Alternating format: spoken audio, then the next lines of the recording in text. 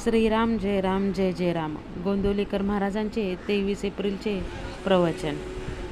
संतांनी लिहिलेले ग्रंथ हे त्यांच्या मृत्यूसारखे आहेत. संतांना ग्रंथ लिहिण्याची मुळीच हौस नसते. नाईलाज म्हणून ते ग्रंथ लिहित असतात. तुम्हाला असं वाटते की नाथांनी आणि समर्थांनी ज्ञानेश्वरी पारायणे करून नंतर आपले ग्रंथ लिहिलेत. त्यांचे ज्ञान स्वतंत्र असते आणि ते साक्षात भगवंतापासून आलेले आहेत. त्यामध्ये अर्थात मागील ग्रंथकारांनी सांगितलेल्या काही गोष्टी येणारच. संतांनी लिहिलेले ग्रंथ हे त्यांच्या मृत्यूपत्रासारखे आहेत.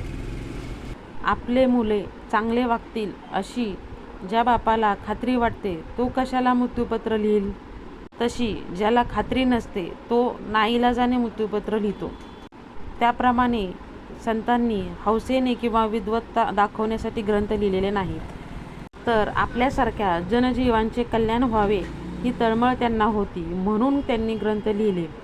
पोथी, पुराणे, सत्पुरुषाचे ग्रंथ यांचा आपल्या जीवनाशी निकट संबंध असतो.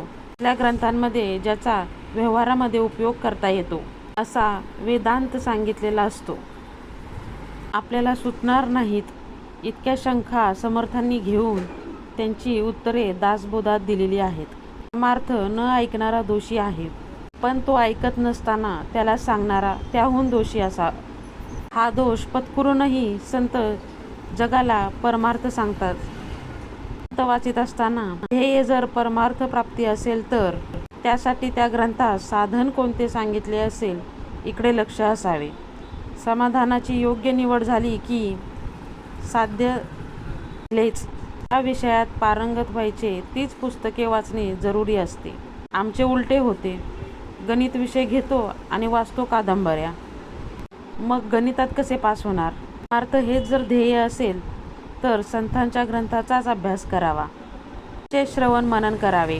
आपण आपले मन भगवंताच्या चरणावर चिटकून ठेवावे आणि देह प्रारब्धाच्या प्रवाहामध्ये सोडून द्यावा. तो सुखात राहील तर कधी तो दुःखात राहील. तो बरेच दिवस सरळ जाईल तर कधी मध्येच गचका खाऊन बुडायच्या बेताला येईल. कोणत्याही अवस्थेमध्ये आपला आनंद कायम टिकेल यात शंका नाही. देहाकडे आपण वेगळेपणाने पाहायला शिकले पाहिजे. मन द्यावे भगवंताला आणि देह द्यावा प्रारब्धाला, म्हणजे हे साधेल.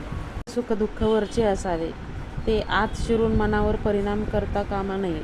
भगवंताच्या नामाने हे हमखास साधते, म्हणून खरे नामाशिवाय गत्यंतर नाही.